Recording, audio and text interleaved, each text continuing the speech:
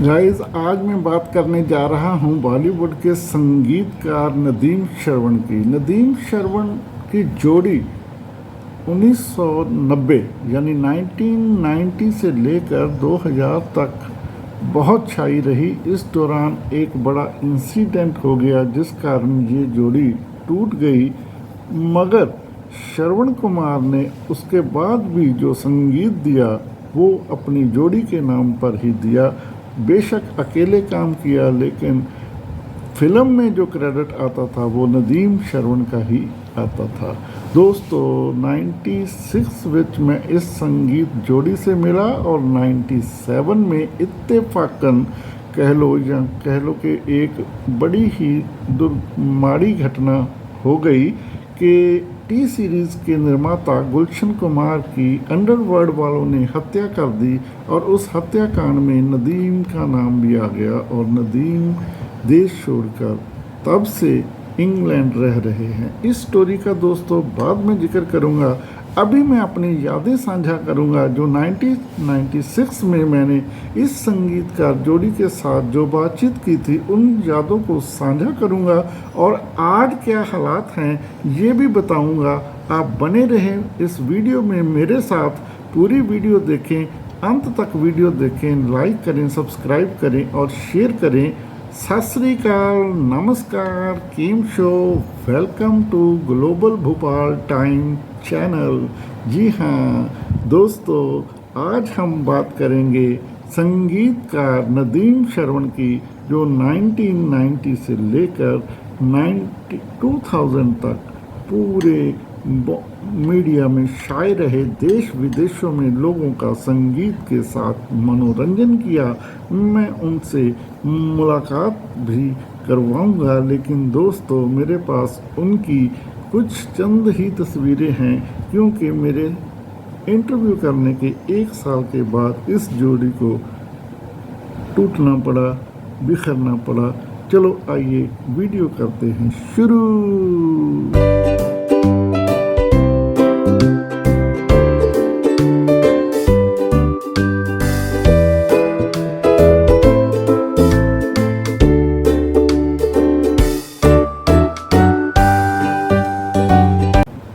Guys, 1986 के बाद से नदीम श्रवण जो है मेलोडी संगीतकार के तौर पर छाए रहे।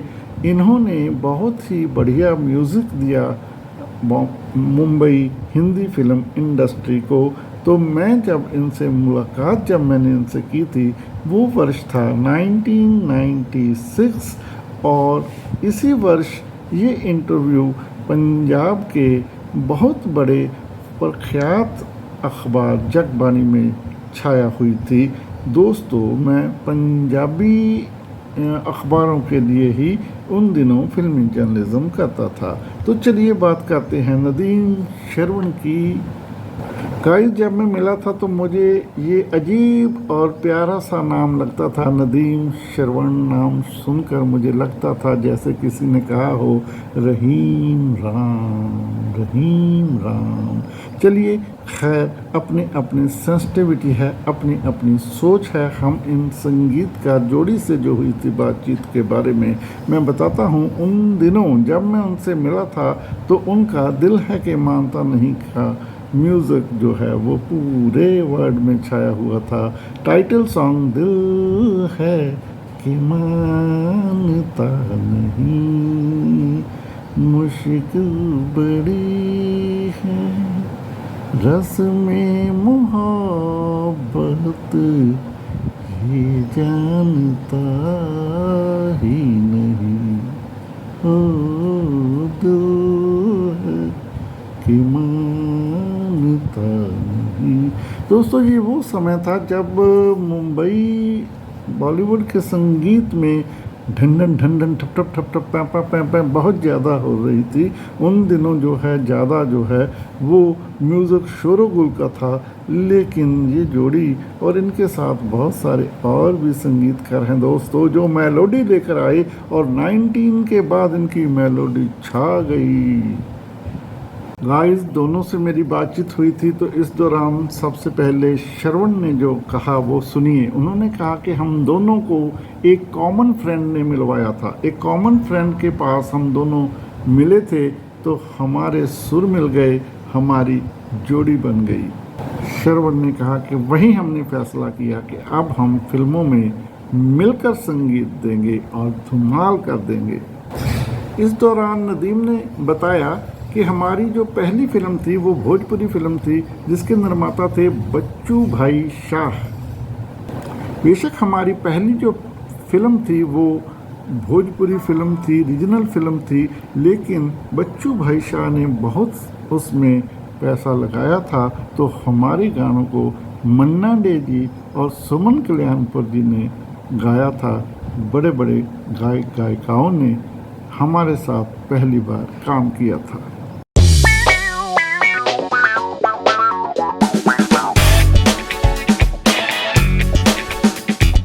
गाइस दोनों से मेरी बातचीत हुई थी, तो इस दौरान सबसे पहले श्रवण ने जो कहा वो सुनिए। उन्होंने कहा कि हम दोनों को एक कॉमन फ्रेंड ने मिलवाया था। एक कॉमन फ्रेंड के पास हम दोनों मिले थे तो हमारे सुर मिल गए, हमारी जोड़ी बन गई। श्रवण ने कहा कि वहीं हमने फैसला किया कि अब हम फिल्मों में मिलकर संगीत देंगे और धमाल कर देंगे। इस दौरान नदीम ने बताया कि हमारी जो पहली फिल्म थी वो भोजपुरी फिल्म थी जिसके निर्माता थे बच्चू भाई शाह। बेशक हमारी पहली जो फिल्म थी वो भोजपुरी फिल्म थी, रीजनल फिल्म थी, लेकिन बच्चू भाई शाह ने बहुत उसमें पैसा लगाया था, तो हमारे गानों को मन्ना डे जी और सुमन कल्याणपुर जी ने गाया था। बड़े बड़े गायक गायिकाओं ने हमारे साथ पहली बार काम किया था। तो उस समय स्टूडियो में सुमन कल्याणपुर जी भी थे इत्तेफाकन। तो जब इनसे इंटरव्यू कर रहा था तो वो भी इंटरव्यू में तो शामिल नहीं थे, लेकिन उनसे रहा नहीं गया। उन्होंने बताया मुझे बाद में, जो मैंने इसमें कोट कर लिया। सुमन कल्याणपुर जी ने बताया कि जब ये भोजपुरी फिल्म मैं कर रही थी, मतलब रिकॉर्डिंग करवा रही थी, मुझे खांसी लगी हुई थी। मुझे मालूम है मैं आधा घंटा बीच में ब्रेक लेती थी, बड़ी मुश्किल से रिकॉर्डिंग करवाई थी, लेकिन ये नए संगीतकार होने के बावजूद भी इन्होंने कभी भी पेशेंस नहीं खोया और मुझे पूरा स्पेस दिया और अच्छे से गानों को रिकॉर्ड किया। साथियों, यही तो बड़े लोग, चाहे वो स्टार्टिंग में ही हो, स्टार्ट ही कर रहे हो कैरियर, उनका स्वभाव जो है ऐसा ही होता है और अंत तक ऐसे ही बना रहता है।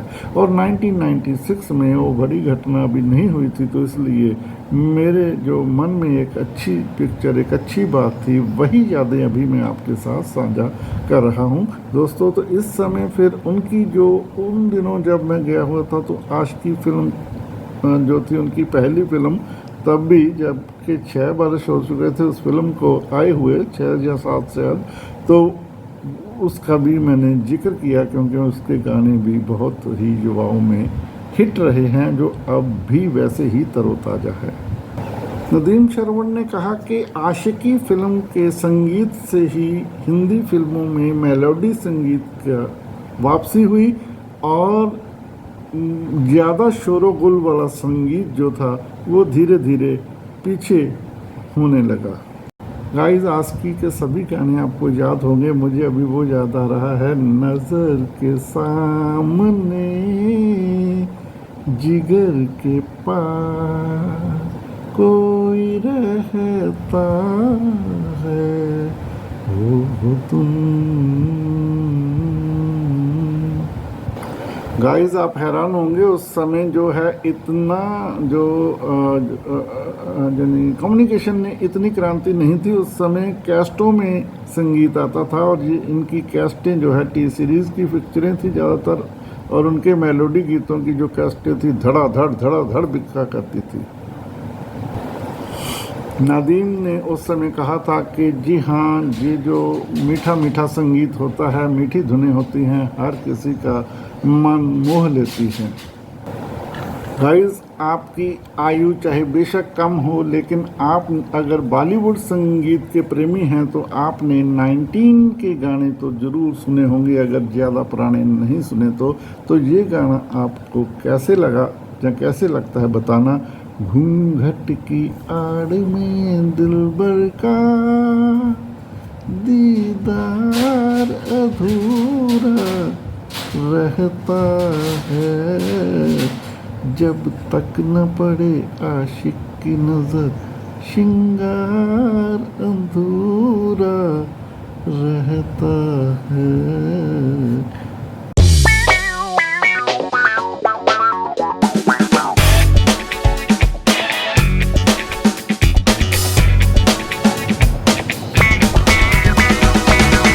दोस्तों, इसमें कोई दो राय नहीं कि फिल्मी संगीत में मिठास, मधुरता और मेलोडी नदीम श्रवण के संगीत के साथ ही आई थी। नदीम ने उस समय कहा कि फिल्म का संगीत ही फिल्म की रूह होती है, फिल्म की रीढ़ की हड्डी होती है, फिल्म का ये सबसे अहम फैक्टर होता है। फिल्म में डांस को बढ़ावा देने के लिए संगीत का ही तो महत्वपूर्ण रोल रहता है ना। दोस्तों, इनका गीत तू शायर है मैं शायरी, तू आशिक है मैं आशिकी, ये भी धूम मचाता रहा। जब मैंने उनको पूछा कि आपका म्यूज़िक मेलोडियस तो है, पर आपके म्यूज़िक में क्या कभी कोई पश्चिमी म्यूज़िक की छाप नहीं आई, तो श्रवण ने बोला कि भैया छाप तो आई होगी, इसमें कोई दो राय नहीं है, लेकिन हमने भारतीय संगीत और मेलोडी को ही तरजीह दी है। उसका अगर कोई असर है तो हल्का टच होगा, कोई ज़्यादा असर हमारे पर नहीं पड़ा। नदीम ने कहा कि कॉपी करना तो बहुत आसान है भैया, पर हमने कभी कॉपी नहीं की, हम कॉपी करने में विश्वास नहीं करते। मैं धुनें तैयार करता हूँ तो श्रवण जी संगीत अरेंज करते हैं, हम मिलकर कोऑर्डिनेशन से काम करते हैं। नदीम ने बताया कि उन दिनों अनु मलिक जी का एक गीत नजरे मिली दिल धड़का बहुत चल रहा था, और हमारे एक निर्माता ने भी हमसे डिमांड की कि इसी तरह का गीत मुझे भी चाहिए। तो उन्होंने कहा कि हम कॉपी तो नहीं करेंगे, लेकिन इस तरह जो आपका मन संगीत ने मोहा है ऐसा संगीत देने की कोशिश करेंगे, और हमारा गीत हमारा ही होगा, कॉपी नहीं होगा। तो गाइस, श्रवण ने बताया कि हमने फिर ये गीत तैयार किया था, सोचे कि तुम्हें प्यार करेंगे नहीं, ये दिल बेकरार करेंगे नहीं। गाइस, उन्होंने कहा कि देखो ये गीत और ये संगीत हमारा ही था, बेशक टच थी थोड़ी बहुत उनकी अनु मलिक जी के गीत की, लेकिन इंस्पायर हुए पर कोई कॉपी नहीं की। नदीम ने बताया कि हमने इस गीत में रिदम में थोड़ा सा फ़र्क डाल दिया, और फिर हमारा गीत जो है अलग हो गया और पॉपुलर हो गया। उसने आगे बताया कि फिल्म बरसात का म्यूज़िक हमारे लिए चैलेंज बनकर आया। बेशक उन दिनों मेलोडी का दौर लौट आया था और बहुत सारी लव पिक्चरें बन रही थी। हमारे को लिए ये एक चैलेंज था, क्योंकि हम कुछ अलग करना चाहते थे। तो हमने जो गाना बनाया वो थोड़ा सा मेलोडी और थोड़ा चुलबुला बनाया। तेरी अदा पे मरता हूँ, लव तुझे लव मैं करता हूँ। श्रवण ने कहा कि इस गाने में थोड़ा सा पश्चिमी टच भी था, तो हमने वो इस गाने में दिया।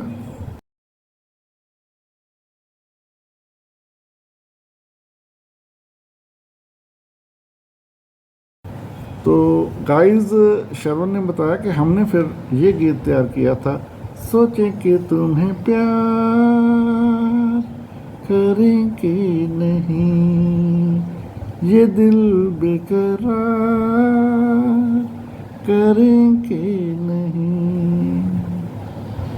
गाइस, उन्होंने कहा कि देखो ये गीत और ये संगीत हमारा ही था, बेशक टच थी थोड़ी बहुत उनकी अनु मलिक जी के गीत की, लेकिन इंस्पायर हुए पर कोई कॉपी नहीं की। नदीम ने बताया कि हमने इस गीत में रिदम में थोड़ा सा फ़र्क डाल दिया और फिर हमारा गीत जो है अलग हो गया और पॉपुलर हो गया। उसने आगे बताया कि फ़िल्म बरसात का म्यूज़िक हमारे लिए चैलेंज बनकर आया। बेशक उन दिनों मेलोडी का दौर लौट आया था और बहुत सारी लव पिक्चरें बन रही थी। हमारे को लिए ये एक चैलेंज था क्योंकि हम कुछ अलग करना चाहते थे। तो हमने जो गाना बनाया वो थोड़ा सा मेलोडी और थोड़ा चुलबुला बनाया। तेरी अदा पे मरता हूँ, लव तुझे लव मैं करता हूँ। श्रवण ने कहा कि इस गाने में थोड़ा सा पश्चिमी टच भी था तो हमने वो इस गाने में दिया। दोस्तों, इन यादों के साथ मैं कुछ और बातें बताता हूं क्योंकि मेरे पास इनकी सिर्फ पुरानी ही 2-3 तस्वीरें हैं, वही मैं आपको दिखा पा रहा हूं। बाद में मैं इनसे टच नहीं हो पाया क्योंकि एक साल बाद ही 1997 में टी सीरीज के मालिक गुलशन कुमार की अंडरवर्ल्ड वालों ने हत्या कर दी। तो उस हत्याकांड में और उस FIR में नदीम का नाम भी आ गया। लेकिन बाई चांस नदीम उस समय लंदन में छुट्टियां मनाने गया हुआ था, तो वो वहाँ जब उसने सुना तो वे वहाँ से वापस नहीं लौटा। केस चलता रहा लेकिन नदीम वापस नहीं आया। केस चलते रहे। श्रवण कुमार जो है वो अकेले संगीत देते रहे, लेकिन उन्होंने क्रेडिट नदीम श्रवण को ही देना बेहतर समझा क्योंकि नदीम शुरू से कह रहा था गाइस कि मुझे कॉन्स्पिरेंसी के साथ फंसाया गया है, मेरा इसमें कोई हाथ नहीं। शुरू से चिल्लाता रहा। बहुत वर्ष बीत गए, बहुत समय बीत गया और वाकया ही वो केस में से बरी होकर निकला। लेकिन दोस्तों, बहुत अफसोस के साथ कहना पड़ रहा है कि हमारे कानूनों में पेचीदगियां होने से इतने अच्छे संगीतकार अलग हो गए और कोविड ने 2021 में श्रवण को निगल लिया। जी हाँ, 2021 में श्रवण कुमार कोविड का शिकार हो गए और उनका अगस्त 2021 या शायद अक्टूबर, मुझे एग्जैक्ट याद नहीं गाइस, आप जाकर गूगल में सर्च करके देख लेना। लेकिन उनकी कोविड के कारण 2021 में मौत हो गई और नदीम अब भी इंग्लैंड में है। वो बार बार कह रहे हैं कि मुझे इंडिया लौटना है, मैं बेगुनाह था, बेगुनाह हूँ और लेकिन लोग मुझे नफ़रत की नज़रों से ना देखें, इसलिए भैया अगर इज्जत से मुझे बुलाया जाता है तो मैं इंडिया आना चाहता हूँ। चलो, ये भी बात एक लाइफ की है। एक अच्छे संगीतकार जोड़ी ने बहुत मेलोडी गीत दिए लेकिन किसी कारणों के चलते अलग हो गए। संगीत की दुनिया में खला आ गया। थोड़ा बहुत श्रवण कुमार ने योगदान दिया अकेले में, लेकिन मुझे कहीं याद नहीं और मैं बाद में इनसे इन टच नहीं रहा। मैं अब भी वो पुरानी यादों को ही आपके साथ साझा करके खुशी महसूस करना चाहता हूँ कि 1997 में जब वो जोबन पे थे, जब वो टॉप पर थे और जब उनका संगीत करोड़ों लोगों का दिल बहला रहा था, मन को खुश कर रहा था, चंचल मन बना रहा था, तो उस समय में इस जोड़ी को मिलने में कामयाब रहा था। चलिए, कानूनी बातें जो होती हैं वो तो कानून ने करना ही होता है भैया, लेकिन गलती से कोई कॉन्फ्रेंसी से अगर कोई साजिश के तहत फंस जाता है तो भाई इसका जल्दी निपटारा कानून को करना चाहिए, कहीं ना कहीं ज़्यादा डिले नहीं करना चाहिए। खैर, कोई बात नहीं, हम यादों में अब कोई भी मन को भावुक नहीं करेंगे। खुशी के साथ इस वीडियो का मैं अंत करूँगा गाइस। अच्छा, तो अब मैं इस वीडियो को समाप्त करने के लिए आपसे इजाज़त लूँगा और मुसाफिर हूँ यारो, ना घर है ना ठिकाना, मुझे चलते जाना है, बस चलते जाना। ओके, तब बाय करने से पहले मैं बताता हूँ कि अगली यादें किनके साथ लेकर आ रहा हूँ।